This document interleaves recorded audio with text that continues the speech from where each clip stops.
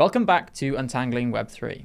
We've got another great episode for you today, but before that, we'd love it if you could like the video and subscribe to our channel. It's the best way that you can support the two of us and help the channel continue to grow. And with that said, on with the show.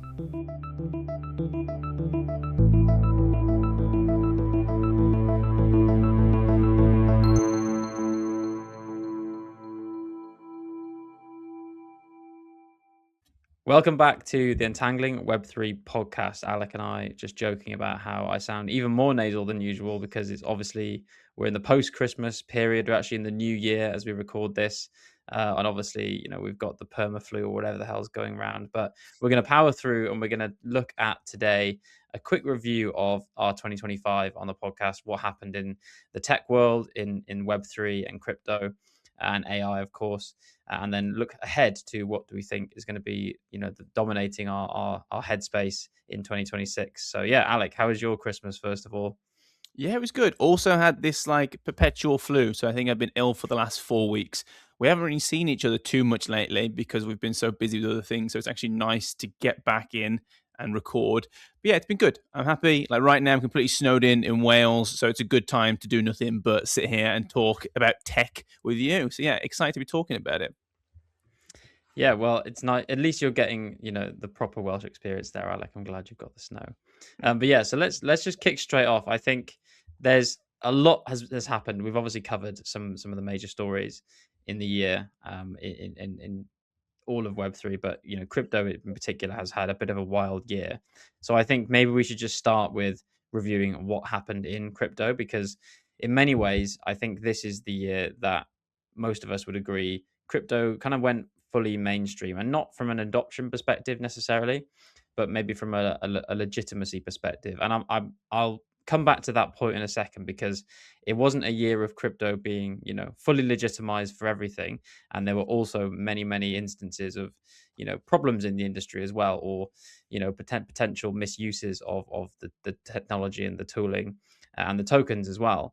But from a perspective of institutions actually using digital assets and crypto, I think this is the year for me where it feels like now the industry is going to struggle to die. Okay, it's as positive as I can spin it. I think this is the year that no longer is it a pipe dream. It's not just an industry that's begging to be for legitimacy, right? It's not just coming and saying we've got a huge value proposition. We need to sell you on this. Actually, it looks like a lot of the public and a lot of the major players in the finance world and governments across the globe now are taking crypto, digital assets very, very seriously. Obviously, the new US regime with Trump, that completely changed the way that the US is playing in the space. And obviously, they tend to lead the market. So that's really changed the outlook, from January the 5th or whatever it was this year.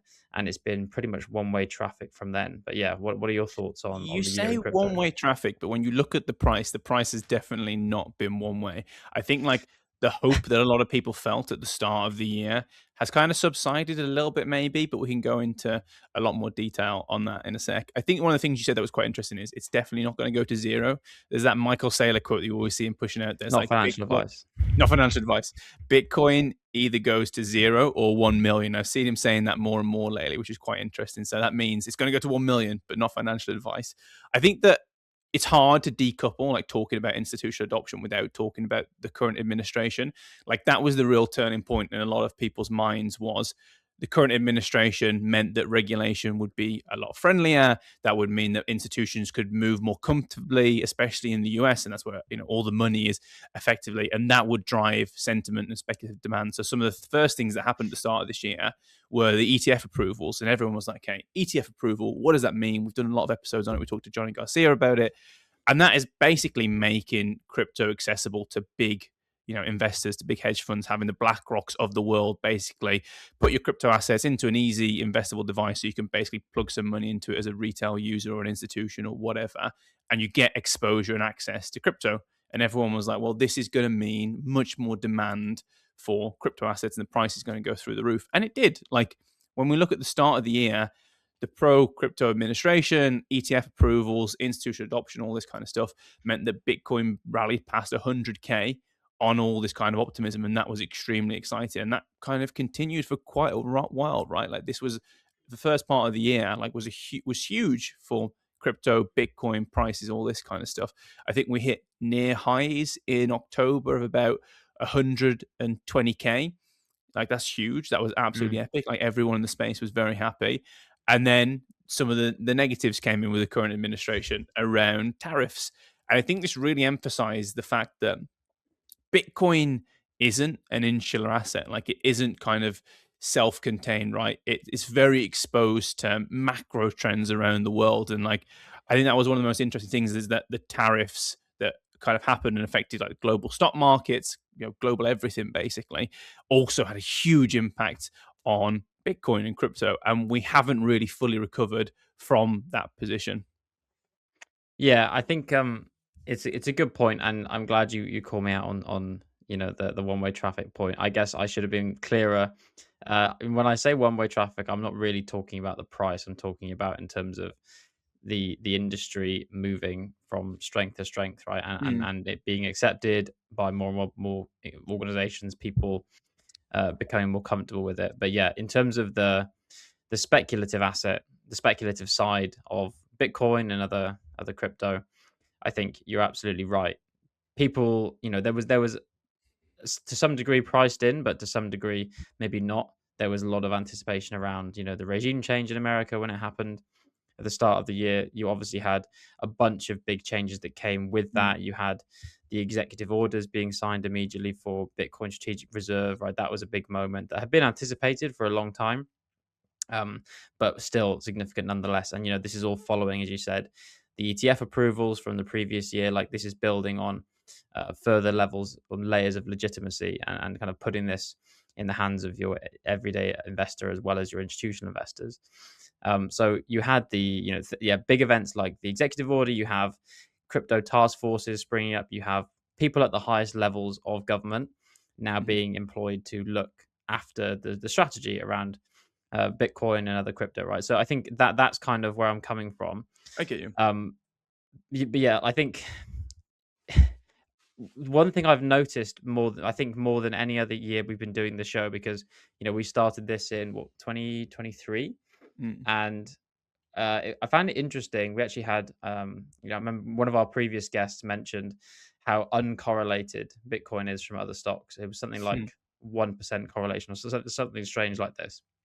Um, but I think this year it feels like, again, not I haven't done the technical analysis on this, but it does feel to me like more than since maybe 2020 when we saw that huge, market crash when COVID-19 hit in Bitcoin and other cryptos. This year it's felt like it's more behaving like a tech mm, stock than anything else. It's more reactive to the typical market sentiment and news cycles that we've been having. We're talking about the AI bubble very soon, mm, spoiler alert for next episode. But lots of the market narratives that affect the kind of Magnificent Seven and the big tech stocks, I think, have been influencing the price of these things in a similar way that I don't think we've seen for a while, which I think again just reflects that point that Bitcoin and Ethereum and other cryptos were, to some sense, more decoupled in the past, and now it's that thing we always talk about with the maxis. The more this gets ingrained in the traditional financial world, the more and more this will look like a traditional financial instrument, right? Even mm. though under the hood you can still access it and use it in a more kind of unilateral, self-custodial way, self-sovereign way. The actual price dynamics are being more and more influenced by these bigger players. So yeah, that was one of my big observations for the year, I think, for I crypto. get you. And it's not to say that I know we started this stuff being like, we're a tech podcast. We don't want to talk about price too much. And I've kind of like come at it from the price angle. And I think the point is that what I've noticed from the space is that there is an obvious coupling there. Like the price tends to mean activity. When there's more money, there's more bags, there's more, funds to throw at developers to build projects, there's more excitement, more people move into the space, all this kind of stuff. It's impossible right now to decouple price and activity and institution adoption, all this kind of stuff, in my opinion. So yeah, that's why I talk about price. And then you are right though, institutional adoption is coming. I think one of the big things institutional adoption has come. It is like will continue on the upside. I think that one of the things that maybe was like locked in a little bit is like people as they often are, were very impatient. Like the administration coming in, they expected everything to kind of happen instantly. When we talked about the strategic reserve being announced, people were like, oh, Trump's going to start buying Bitcoin for America. No, the strategic reserve was just like, we're not going to sell it. I'm going to look at what happens next. Like these things, even with the current administration, which is kind of like quite, slapdash and move quite quickly, they take years to do. So it's like you say, the groups have been started, the research is being done, the steps are being taken in the positive direction. So it is likely that these things are only going to become more mature. And what does that mean for the space? Like we're already starting to see what I think one of the big success stories of this year has been less around like Bitcoin, Ethereum, all these kind of assets, has been about stable coins. Like stable coins have absolutely taken off. And like we talk a lot about like, are stable coins just an interim solution? Like, do they have longevity? Is there like this kind of like utopian end goal we think of where you just have crypto assets, you don't need stable coins? Potentially, but like if that future is the inevitability, you still need like the interim of stable coins to bring traditional fiat currency into the crypto space. And stable coins have, like I say, absolutely taken off. Like they're starting to compete, like USDT and USDC are starting to compete with the number of transactions like Visa and MasterCard are doing, which is just bonkers. Like the market for them is hundreds of billions right now, which again, like just looking at that like 2 to 3 years ago is incredible. And like Tether itself always comes up at the top of like the number of employees to how much revenue is generated, because it's such a small team generating so much revenue. I think the only company that does a bit better is OnlyFans, which is really weird. But yeah, it's they've come a long way. Yeah, I think that is the key theme that I'm glad you've highlighted for the year in crypto. Really, is alongside the hype and the mania and the craziness, frankly, of what's happened with the US and what that's done for Bitcoin primarily. I think that the fact that stablecoins have found this product market fit is something that surprised me a little bit, and maybe I don't know if it surprised you, Alec, but it's like NFTs a little bit. Not that I think NFTs have ever found product market fit, Mm, but they look like they had for a short while, in the sense that this is technology that's been around for a long time. It's nothing new to us. It's mm, kind of was if you asked me at the beginning of 2025, I would not have expected it to be as big a theme as it was last year, because it's kind of it's simple. It's non-volatile crypto assets that are very, very good as a settlement layer, right? It doesn't have all the mm, benefits and properties of kind of native crypto necessarily, but it serves a big purpose. But what we did see this year is all these companies, institutions, financial institutions starting to recognize its value for settlements, out of hours, for example. yeah, I know that, if you look at something like PayPal now, it was big news that they were getting involved. They've launched a stable coin, Pi USD, this year. And now, by all accounts, they are just settling, Visa transactions using stable coins, right? Just because the infrastructure is always on, always available, low friction, right? mm, And that is a real win that is completely separate from all this other price related hype, or to do with any key individuals pumping the price and driving the kind of the mania adoption of crypto. Is actually just recognizing that the infrastructure has value, yeah. that these companies can extract and utilize. So yeah, I think that was a real again, it surprised me because it's kind of boring technology, but often boring technologies are the ones that are the, Exactly. are the most That's where beneficial you for make us. the I money. guess. Boring technology is where you make the money. Like I think that it's like the promise of crypto and like Bitcoin specifically is so abstract to so many people. Like it requires so much trust in something that is very new and novel in the grand scheme of like fiat and assets and commodities and all these types of things.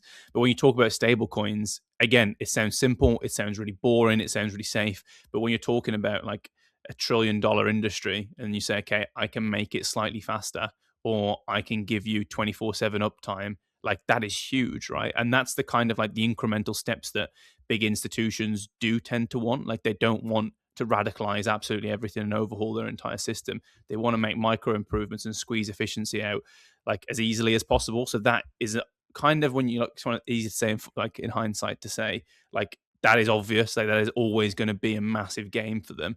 And yeah, it has kind of come to fruition. I think the one big thing I want to say on this stuff as well is I think one of the things that kind of is some of the maybe the more crypto maxi people again stressed about is that, like you say, Bitcoin exists in like the kind of in the scheme of everything else that has the macro trends affecting it constantly. That's something that 2025 has really emphasized, right? Like key events really affecting the price of Bitcoin and the adoption of Bitcoin, all this kind of stuff, like tariffs, for example, like the AI sell-off when the DeepSeek was announced, all these kind of things directly affecting Bitcoin.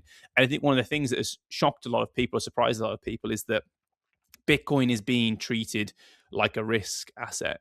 And I think the long term proposition of Bitcoin for so many people, especially the people from the early days, is Bitcoin acting as a safe haven. Like we always describe it as a digital gold. Like you look at gold right now, gold is at all time highs. Like gold is absolutely performing because there's so much uncertainty in the markets, in the world, fear of AI bubbles, wars kicking off, all this kind of stuff. Gold and silver are at absolute all-time highs because they are, safe havens. Bitcoin is not acting like a safe haven as many people thought. Like that's the end state of Bitcoin, right? It's acting as a risk asset. So when people get a bit afraid markets might tumble and there's volatility, actually Bitcoin is not taking advantage of that and tends to be one of the first things that is sold off. Obviously, it's actually, all the altcoins first, then Bitcoin. But yeah, it'd be interesting to see what 2026 looks like, and if Bitcoin can move from a risk asset to a safe haven as many people think that the end goal should be. Yeah, I mean, if you just look at, as we record this, the past 1 year of performance of Bitcoin doesn't look so great. It's down something like 12% in US dollar terms, right? Which is, yeah, What's as the you say, thing? it's not. Zoom out. That's what they always say, zoom out. Yeah, zoom out. But if you zoom out on the gold chart, it just probably looks Yeah. even better, right? So yeah, it's again, it's something that I do wonder about market saturation for Bitcoin. There are two kind of competing things. It's like, yeah, is the demand to hold Bitcoin?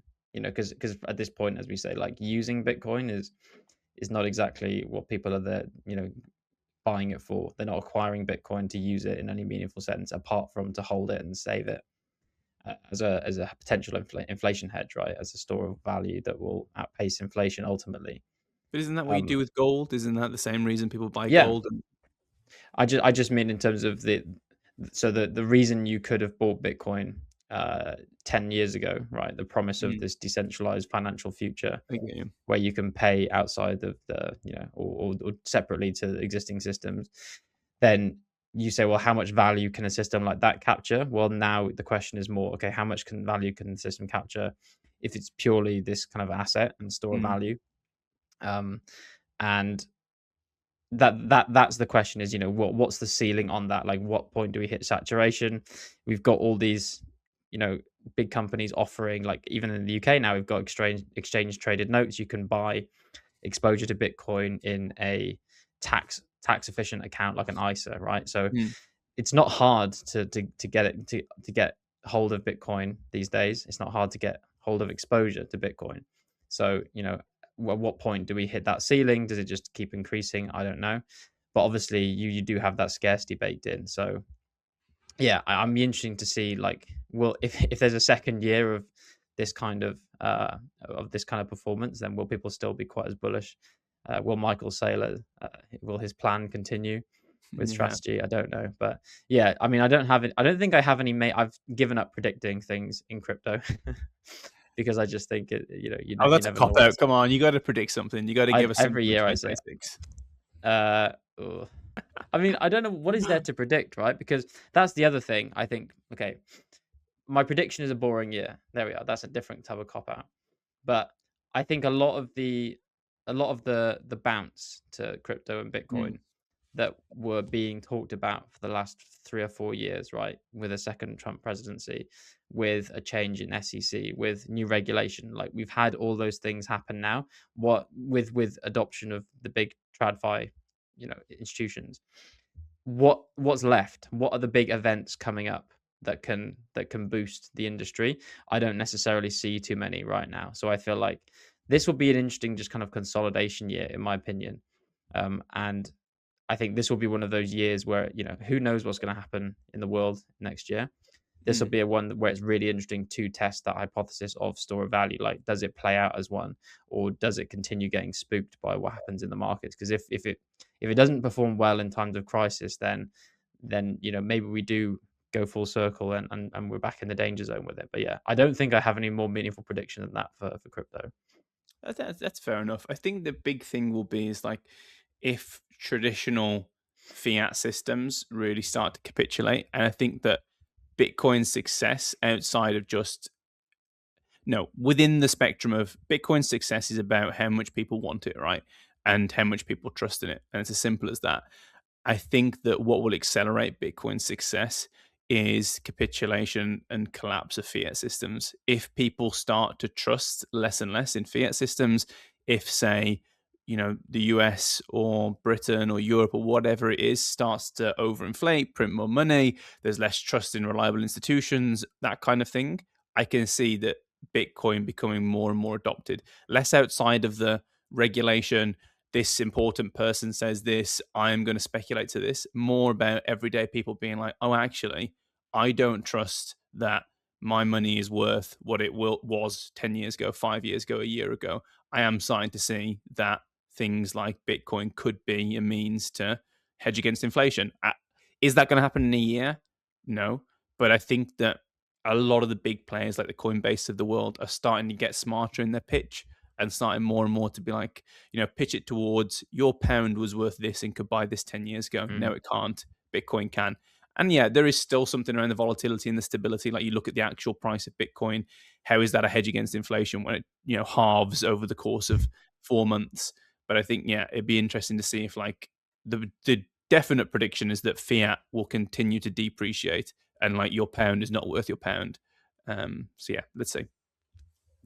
Yeah, I think yeah, that's maybe a good place to end our crypto segment on, because that is the first that's the first big, I guess, tranche of what we've seen in the year, right? That's dominated the headlines. And yeah, it will be interesting to see how it continues to perform and survive in times of potentially increased crisis. Not that I'm predicting it, but it seems like everybody else is. So, or like maybe even if there is a global recession or something like that, as many people are predicting, it'd be at least interesting as data to see how Bitcoin and crypto, Yeah, perform in that environment.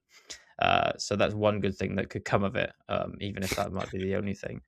you Anyway, sick person. less Recession less of the comes, doom and money gloom. printed goes burr, and then Bitcoin go up. That's what a lot of people say. Not that we're saying it. A lot of But yeah, people say that.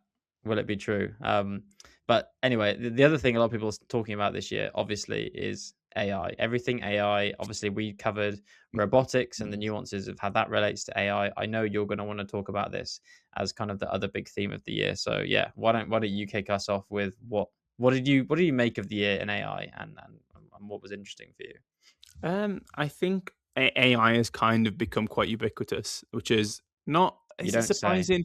Yeah, I don't know, but like I think what did blow my mind is that it was more and more like every single person you spoke to, not just people in tech, not just people that we were Yep. friends with, but moms and dads. That was one of the things like we often talked about, Bitcoin and crypto, to come back to that like a year or two ago when we started the podcast, is when is that going to become mainstream where they are using it? And the answer is they're still not, right? They don't understand why they would use it outside of like money go up.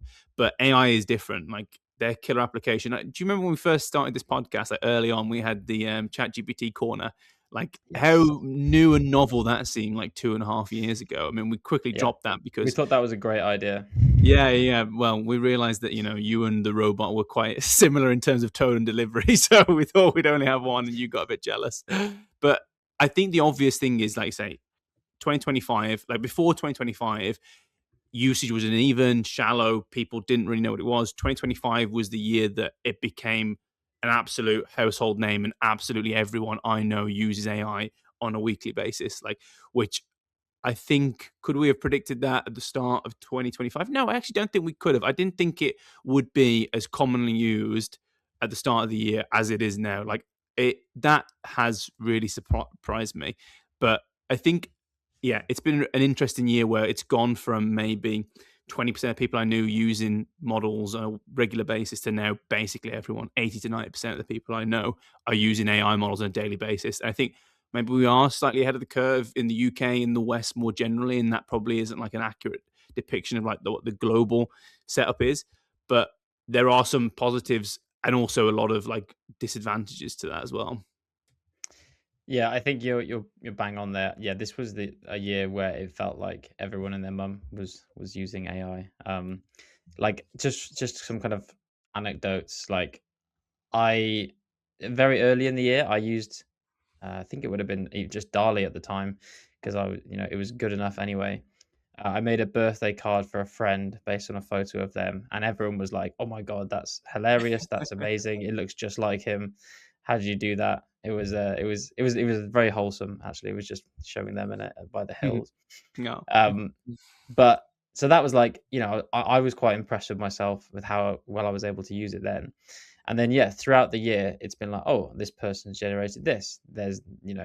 Everyone I know has posted something to a group chat that they've generated now in some Mm. form or another, right? Whether it's a picture or text or something. You've lost your edge. Uh, yeah, exactly. We're falling behind.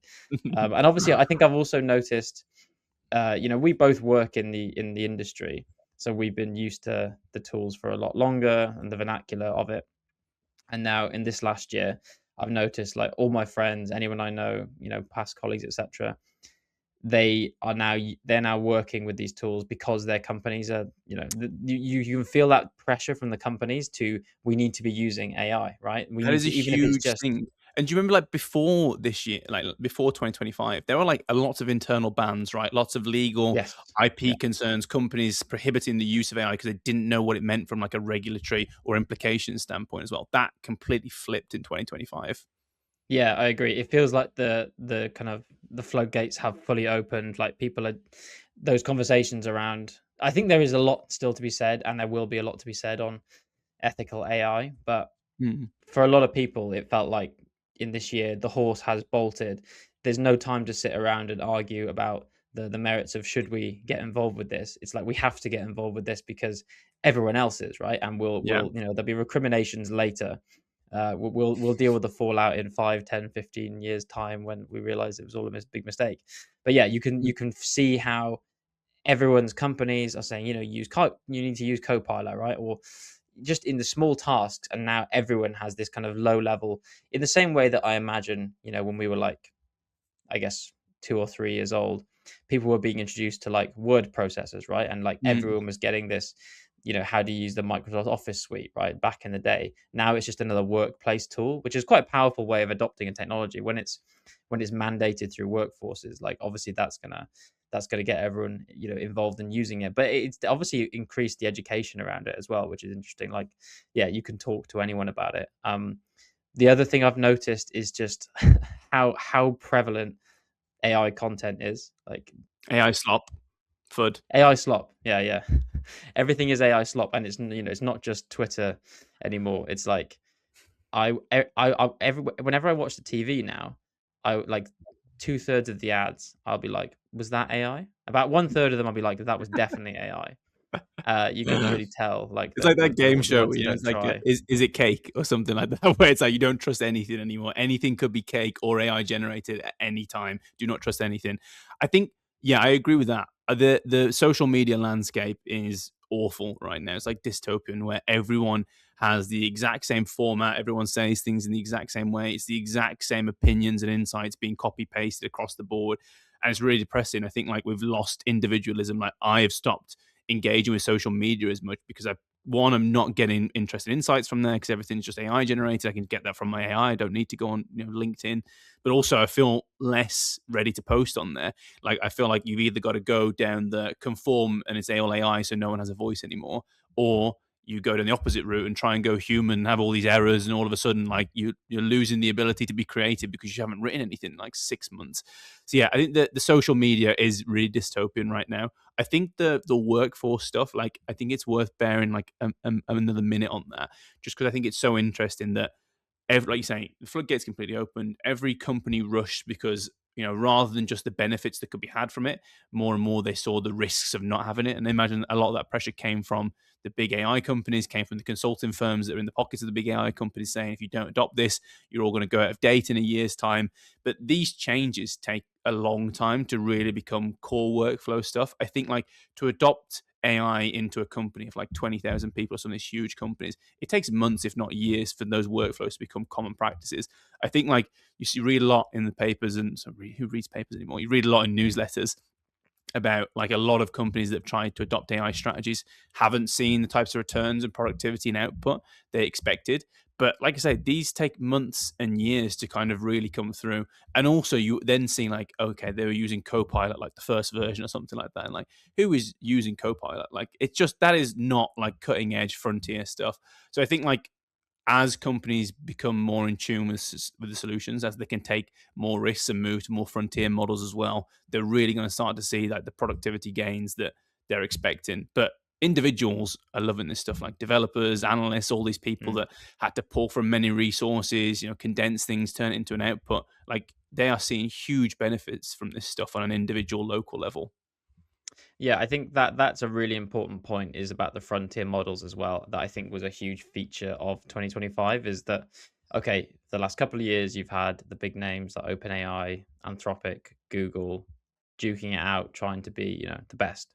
But I feel like this year the fight got much more intense with how, the release schedule, trying to undercut on price and like the Mm, actual leaps and bounds each model was making. I think the most recent one really that impacted me was with like Gemini 3. And when that came out, that kind of turned everyone's heads and was like, oh, this can kind of do actually a lot of things better than all the other models. And I think the key thing when it as it relates to the workforce kind of adoption that we're talking about is that things like the Gemini 3 is a step change from what, it was before that unlocks like a different problem space. Like it's like, oh, actually, I was trying say out in, February of this year, I was trying to solve a problem using LLMs. And based on the capability of LLMs back then, you'd end up hitting a brick wall quite quickly, mm, potentially. If it's a complex task, it might get you some of the way. But then if it's like a very, very, complex coding task or reasoning task, you might struggle and you're going to be like, well, actually, I'm not sure I need to use LLMs that much in this workflow. mm. Now, as of, the January 2026, it is completely different. Like that wall that you hit is much much further down the line. I think that is letting a lot of companies and individuals, vibe coders, but companies in particular say actually it is worth investing in these tools because they can get you so much further. They can help you solve problems that you actually couldn't solve 6 months ago, or even like 2 or 3 months ago, right? I think that's kind of what I'm trying to articulate is that we went from having models that it was kind of like you could dip your toe into, Mm. and still be unconvinced about should I invest in using this to solve X problem, and then every day, every month, with the release of new frontier models, that objection just starts getting decreased, right? And you just say, I yes, get you. actually, it is definitely worth it, and I know I'm going to get improvements like this going forward as well, hopefully. Yeah. So, There's like that quote from Sam Altman. I'm going to butcher it, but it was like there are two types of AI startups that he's seeing right now, all of which are gone now with OpenAI and their constant updates. But one was the companies that solve a problem and assume that AI will get much smarter, and the one that think AI is stagnating right now and just solve the problem as is right now. And like the former is going to be where they make money. And I totally agree in that it's such an investment now to have workflows and maybe replace or enhance roles with AI because those models will only get smarter, cheaper, faster. Whereas, like, when you invest in an individual at the end of the day, like, it's fine, this dynamic, but they might leave in a year's time and you have to start again and you take a step back and like you might not always have that kind of intelligence being built upon, whereas models will get smarter, those knowledge bases will still be there, the flows will still be there, they will just get better. And I think the hyper competition has been extremely exciting. Like it's one of those bonkers things where a new version is released every couple of weeks, so it's impossible to keep up. And then you look mm, at each version, they do a benchmark of 100 different tests, and they always come top on all of them. And then OpenAI does something, they have a different benchmark, and they're top of all of them. So it's impossible to know which is best.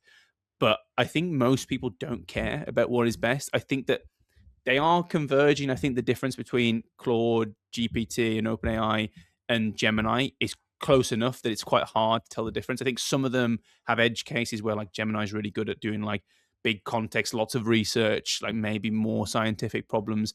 But I think most people care about style and like there's a stickiness as well. Like the thing I like about OpenAI is that I have message histories and threads of like months long where I've given it all the context, all the instructions, and you just like it knows what you want from that, and the personalization is there. There's a lot it would take a lot for me to move away from that to then push some of those threads into, say, a Gemini or a Claude. So yeah, I think they are getting a stickiness. My fear with these things is right now it's great. The hyper competition between these big three means that none of them can inflate prices. They always have to stay quite competitive, pushing features constantly, which is nice for a user. I don't want one of them to win and then to become like an Uber of the world and hike prices and dominate and become monopoly. I think the situation we're in right now is kind of like a golden era where there's lots of money coming in. None of them really make much profit from these things, but they all have to be hyper competitive. Will that last forever? I don't know. But some of the effects we've seen is that the inference costs for similar types of questions have gone down by a factor of 10 times over the last year, which is incredible. Yeah, are you familiar with the term enshittification, Alec? Say that This again. new enshittification. And You, shit, you no, must have. tell me what it is. You should, yeah, Google it after. But I mean, it's I won't butcher the whole concept. Maybe we'll get him on in the new year to Mm. explain. But there's this guy who's basically written a book recently and is doing the rounds with a very compelling argument that it's, you know, when we talk about Web 2 and all the problems of Web 2 and Web 1 was better, Web 3 is kind of was trying to improve on that. And it's a way of articulating actually all of these kind of industries, especially in technology, over time they get inshittified, i.e., they get worse for the end user because of the inherent incentive dynamics in there. Mhm. So like initially, like you're saying with Uber, initially services prioritizing users, then it prioritizes corporate customers, and then I get eventually you. it prioritizes the company selling it ultimately, right? And everyone else loses. And I think we're in that, as you said, the golden age of AI, where because of the land grab they need, because of they're in the blitz scale phase Mm. where they tried to become the category leader, right? So we are in that honeymoon period for AI. When it goes down the enshittification pathway, and I encourage you to look this up if you're listening to this. But yeah, I think that that's something we will see. Also, one of Oh, the just other on that big really quickly, Jack. I just want to yeah, say, like, you're already kind of starting to see it where, like, right now, I think a lot of the models, they're unbiased in the sense that they will extract things and kind of weight it based on the training. But like they're already talking, OpenAI already talking about prioritizing ad-based sources and like moving down the Google search route where I ask it a question and it gives me like a top 5 sources for that, and maybe 3 of them will be paid. And all of a sudden, like, one of the things that I like about OpenAI is that when I look at something or I ask a question and gets many sources, it kind of treats them without an obvious bias anyway. But if mm, all of a sudden it prioritizes paid advertisements over non-paid, that neutrality comes out of it, and that again, that's really going to screw up the experience as a user. I don't like that, but that's the you're right. problem with growth. You have to grow, you have to make money. At the end of the day, all they care about is their stakeholders. And advertising seems to come for everything eventually, right? There's already, yeah, as you say, like all these indications that they're going to go the same way, and advertising is just going to move from what do they call it? Like LLM optimization instead of SEO. It's like LLMO or something now, Yeah. where they're like, how do you optimize your content to be indexed and surfaced by LLMs because people aren't googling anymore, right? Or actually, I mean, one of my behavioral changes is that I Google stuff still, but I tend to just use the AI summary, right? Because for most That's things I've ever great. googled, it's just it gives you what I was looking for and a bit more, right? And I Yeah. don't tend to need that much more than that. So yeah, that's one of them. And I guess we'll talk more about it in the next episode, the kind of implications of the business models around AI. That was another big theme, is a lot of talk about, well, when are they going to make money, and hence potential advertising in the future. Like, when are they going to make profit, more I should say, because they're making revenue, a lot of them, like OpenAI is making revenue, but they're not making profit yet. They're burning through trillions of dollars in Mm. like capex and opex. And yeah, it's like an unsolved open question, is to, can they become profitable in the future? One thing maybe I just wanted to touch on to end my thoughts on the year is on AI, is just noticing, it's the first year I've noticed actual behavioral change, like beyond in myself, beyond just, okay, I'm using AI tools, right? That's a behavior change, but it's not one that is, it's an explicit one, right? It's like I'm Mm. making a choice to do this thing, but I've noticed more and more like it's affecting my behavior in other things, right? So as I said, the way I use Google now is different. I will use it and just I won't ever, and again, I'm using Google the same, but I'm doing something different after. I'm just using Yeah. the AI summary. There's other stuff where, as you mentioned earlier, with like you can tell when something's written with AI. Like people sometimes try and mask it, but usually they don't. And there are some great videos highlighting the telltale signs, like the "it's not X, it's Y," Yeah, I hate or that the so much. "this is not a something, it's a something." I hate that That so like much. those The patterns, long and hyphens and all this stuff. yeah, yeah. And I've just noticed myself like completely switching off from anything that has that. And like even if Mm. the argument's correct, I almost discount it and I get angry when I read someone posting, especially if it's like from an individual's account. If I see those patterns in like an individual's, personal post on Twitter or LinkedIn or something, it actually makes me angry and it makes me Mm. discount that. And I wonder if we're changing our perception filters, right, for like what we're picking up from social media, which is I interesting. And agree. I I yeah. definitely agree. I think like one of the interesting things, because we obviously play around with a lot of models in my like day to day, is that so much money has been spent on these models and the people training these large language models to optimize like for readability and to optimize for human digestibility. So all this, it's not X, it's Y. That is, well, was anyway 2 to 3 years ago, the best way to get someone's attention and to clarify a point. Like so much research and money went into that. But like you're Mm, saying, like we're starting to get to a point now where like the models are starting to change behavior and starting to change how we perceive things and change preferences because we know that's AI generated.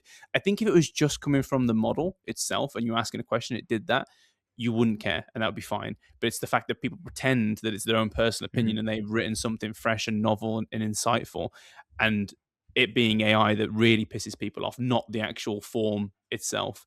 Um, Well, I partly agree with that. I think that's a good observation, and I do agree with it. But I think what's triggering me more is that it's so ubiquitous. It is like oh yeah, it's like it's the same. you should watch Pluribus, the new Mm, Vince Gilligan show on Apple TV. yeah. It is really, really good.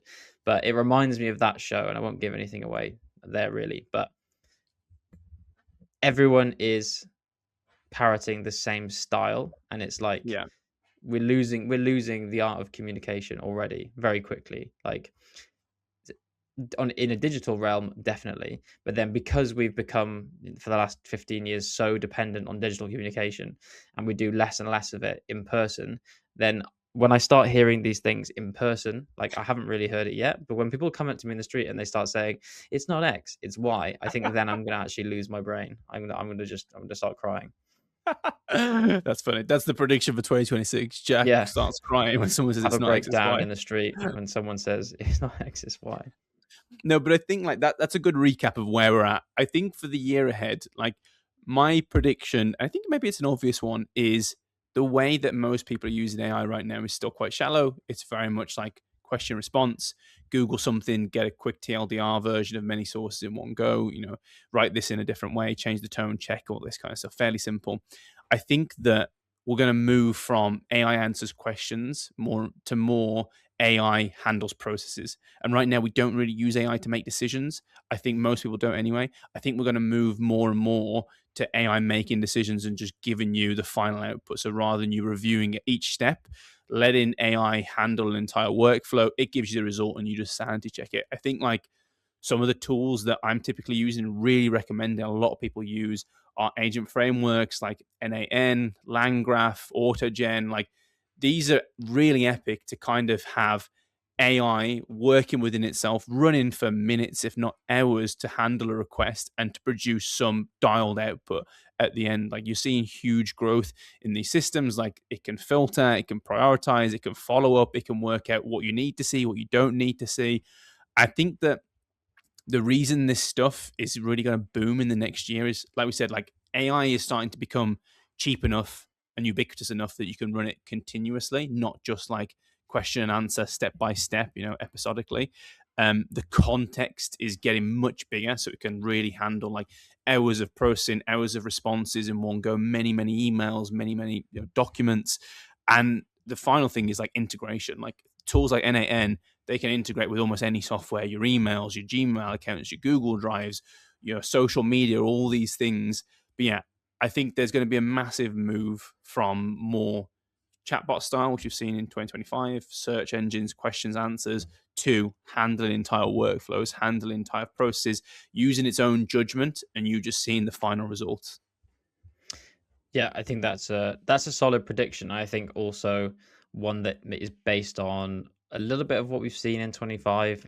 Something that comes to mind is Claude Code here. If you use Claude Code, to develop, software, you have like options. You can be like plan mode where you're Yeah. not editing any code. Then you can have, ask me to review mode, and then you can just have accept edits where Yeah. you just don't really review and you let it do what it does. And I think people 9 out of 10 times are just like, yeah, accept edits, I don't care, Yeah. more than me at this point. And I think, yeah, convenience is always king, and people just getting to the answer, the result as fast as possible is definitely the way things are going to go. I don't think that's necessarily a good thing whatsoever, but I think it's a fair prediction. And yeah, like what systems get built around validating outputs, the eval systems you have to see like, well, okay, AI did all this, but how do I know it did it right? Or, do I even Mm. know do I even know the criteria? Because if you're going like, out on a limb building something new, you don't even know how to evaluate something necessarily. So I think, yeah, that's an interesting one. For me, I think that my main my main prediction is, uh, I do think we are going to hit a point in the next year where distinguishability is a problem. I think up until now, uh, Gen AI has been distinguishable enough. As I said, like when I'm watching TV, I can 9 out of 10 times, I think, confidently say what is AI generated and what isn't. I think Mm. that's higher than most people because you and I are so used to it. I did get fooled by one today, so I was like, "Oh, here we go. It's getting better." Well, then, what was the And what was the context? it was actually one. It was posted by one of the big Bitcoin Twitter accounts. Okay. It was like a girl on a computer saying she had 90,000 Bitcoin, and it was meant to be like an old home movie thing. It was very convincing. And then someone in the comments pointed out she's not actually holding a mouse. Her hand's just like floating. So I was like, oh, probably should have seen that one. But the rest of it was so good that I think, yeah, I think people are going to get tricked much more easily, I think, in the next year, um, which has a bunch a bunch of bad implications that we've covered. Right, I don't think we need to flog that dead horse at the minute, Yeah, but the spam is yeah, coming. yeah. And again, I always use the Will Smith eating his pasta. I think the version of that next year, like by the end of next year, I think if you did like large scale scientific tests with big sample sizes, I think people are going to approach that 50% Mm. accuracy. Like, can they predict it? One in two, probably. That's about where we're going to land, I think, at this point. Scary because who knows what's authentic, what's real anymore, but also exciting because like the barrier to entry to say make movies, make content is so low. For like $20-$30 a month, you can then become a movie maker. Like it's bonkers. Like it's really going to just completely change the world. But what do they say, Alec? If everyone's a movie maker, no one is. To steal Classic from The line. Incredibles. Okay, next one. This is a fairly short one because I think we've talked about this a fair bit. Is wearables, smart glasses. Like smart glasses, we've done a few episodes on this. I'm a massive proponent of these. I don't have them on right now, but I do have them over here just in case. They've been around for many years, 10 years. I think like pre 2025, like there were still smart glasses being manufactured, like less than 1 million units a year, mostly for like testing prototypes, like just research and stuff like that, but no real big consumer adoption. I think 2025 was the year that changed. Like it's not that they went mainstream, but it kind of proved the viability, and like it was Meta that did that. Like Meta started shipping or continued shipping consumer smart glasses. They really started to focus on wearability, audio, camera, AI integration. Like whereas like previous versions had focused much more on the tech, what's possible, research. This focused on making an epic pair of glasses that looks like stylish glasses, will fit on people's faces, fit into their lives, fit into their style, their fashion choices, whatever, but has smart features. And like I say, They weren't full AI headsets. They weren't absolutely revolutionizing the world, but they were lightweight. They were always on devices, and they were things that people could actually wear day to day and get a lot of cool features out of. Yeah, I think, as you know, I'm not sold yet on what's there. Oh, there's a clip of you saying you were sold when we did the episode and you tried them on.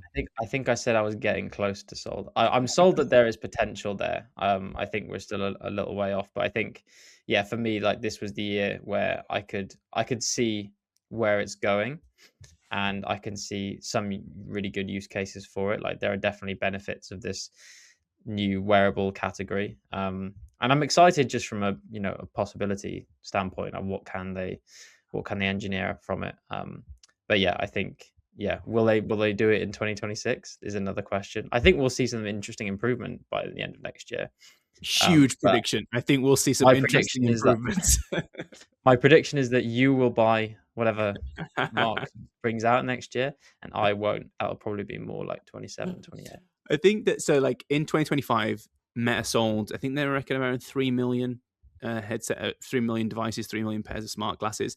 I think the predictions are upwards of 5 to 10 million in 2026. So starting to really ramp up production. Like I said, I think the real game changer is the features right now are simple. Like they do what your phone does, but worse. It like can do basic voice assistant, can play music. It merges some technologies into one. Obviously, it's a bit more seamless. You can take a photo. It's hands free. But it's not so much of a game changer that you're not going to buy a phone. I think that there's a few interesting points here. One is proving the feasibility, proving they can make these lightweight enough, long enough battery that is actually usable. Like that was one thing that Meta did. I think the other thing is related to our previous conversation is AI as the unlock in 2026. Like AI inference is becoming cheaper, faster, increasingly being pushed to the device, which wasn't really possible. And when latency is dropping from like seconds to milliseconds, you start to have this game changer in smart glasses that is not possible on mobile devices. Like the idea of context and persistence improving because you have visual, audio, and memory on a device. Like this makes smart glasses genuinely more useful than a phone because they're on my face anyway. At any moment, I can say, do something, give me advice, look at this engine, tell me what's wrong, look at these ingredients, tell me what I can make, schedule something based on what you can see. And that is a real switch from what we have right now, which is a phone. I take it out. There's more steps involved. Like everything in tech and UX is about minimizing the number of steps. And smart glasses right now don't do that. But once we really have the AI unlock and having models that are super smart, super contextually aware, I really think it's going to revolutionize the game. I think we're going to start to see that in 2026, where you can do things on smart glasses with these new AI models coming out that you can't do on a smartphone. Yeah, I think that's a really good point. I think you're right. There will be definitely things we can do now with these wearables that we couldn't do, with the previous categories of wearables or iPhones or phones generally. I think that's the stuff that was selling me. I think when you showed me them in person, I was like, yeah, I can see it now. Like I don't know exactly what all those problems will be, but even things like the note taking, for example, or like being more present in conversations. I think that kind of stuff is interesting. Recording things as well. Like I don't think there's a huge amount I would use that for in my day to day, but there I can also see there being times in your life when that is actually useful and you want your hands free. Maybe you're going on a trip somewhere like that is quite cool. It's why people bought GoPros for years, except this is going to be, as you said, with AI, much more enabled to do more powerful things, right? That your kind of simple cameras couldn't used to do. So, yeah, I think that's a really good prediction. And then should we wrap things up with the one that you love the most, even more than AI glasses, is the humanoid robots, or I say humanoid because in 2025 a lot of these humanoid robots were people remote operating them or in suits, as far as I gather. But You say a lot. Like I think 99% of the content that people saw online related to humanoid robots was AI generated. The other yeah, 1% was people in suits, and then 0% that people didn't see was actually real. Like again, humanoid robots have been around for 10, 15, 20 plus years, actually longer. I think it's like 1995. And the concept of them, we're not going to go into that because I'll Is that bore when the you were hell out of born, Alec? everyone. Yeah, exactly. Me, I was the first. And the concept of them has been around for hundreds, if not thousands of years. I'm not going to go into that. We did a whole 3-parter on it. What happened in 2025 was a lot of these move from lab-based environments, super controlled, to actual industrial application, initial testing. Like some of the things I really want to talk about is BMW started to run one of the first live BMW factory tests where they put actual humanoid robots on the product line, on the assembly line, and tested them over like 10-hour shifts. They recorded like thousands of hours of runtime because they're really at the level now where they feel confident that these can actually start to replace people. Scary, optimistic, exciting, whatever, doesn't matter. The point is they feel comfortable enough now to start doing large scale testing to say, okay, can we replace people? What are the results we're getting? Like another big stat they want to pull out here is that Tesla Optimus, they reckon next year they are going to manufacture 100,000 humanoid robots. So 100,000 of that. It's not to say that this is going to be in everyone's home next year. That is definitely not the case. Like I think a lot of them like cost around $40,000 to $80,000. Like a lot of money. It's obviously not going to be something you put into every home in America. But when you start to compare that with your typical factory worker, but this thing goes 24/7, costs a lot less, can be deployed for 10 years. The costs really make sense on assembly lines in industrial units. That is what we're going to start to see in 2026. We're going to start to see these deployed in warehouses, in assembly lines, on manufacturing lines, and then hopefully we'll start to see costs go down. We start to see applications go up. We start to see them being used in more volatile, crazy, hazardous, dynamic environments like houses, like on the streets.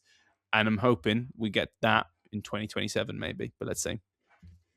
Yeah, I think I'm with you there. Obviously, you know more about this than me, but I think the domestic humanoid robots, right? The ones like we had a few announcements about this year. There was that cat company in San Francisco saying we've got these humanoid robots that actually turn out to be remote operated for now by Yeah. someone with a remote control. I think that kind of stuff is clearly further off, and likely should be. And I think the BMW testing is really interesting. I think that's definitely what we're going to see more of next year. It's natural, right? Like major mechanized industries typically are the pioneers in new technologies, right? And I think it makes sense that you're replacing human parts of the supply chain, especially if they're dangerous or difficult, or they're risk to human life and things. I think that's a really nice, clear value proposition for humanoid robots that doesn't make you feel queasy and think about having one of these in your home, right? And I think that will at least get people comfortable with the idea. Not that they have to, right? This stuff can just happen in a black box as far as these manufacturing facilities are concerned.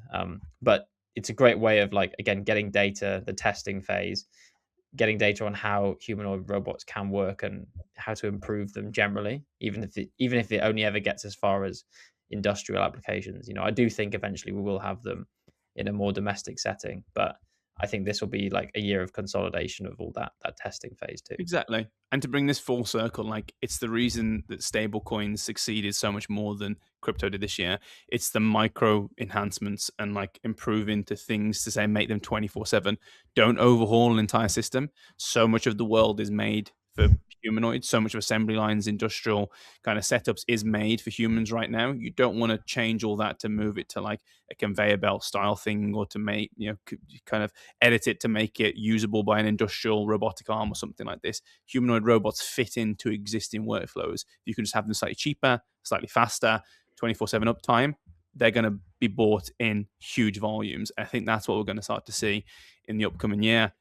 Exciting. Hopefully we'll get less people in suits and more actual robots being deployed out there.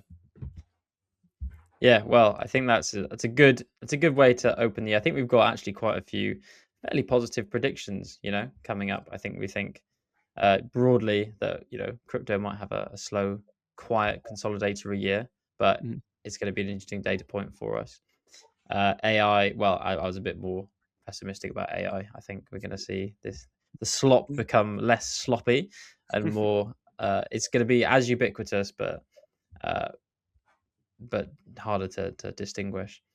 And yeah, I think AI and robotics is going to be an interesting one to watch next year. But yeah, I'm excited. I'm excited for another year in technology. I think it's becoming, for me, it feels like it's becoming harder and harder to predict how we'll feel at the end of the next year. So I just hope we're happy. The rate of change of technology keeps accelerating, so it's getting harder and harder to predict anything.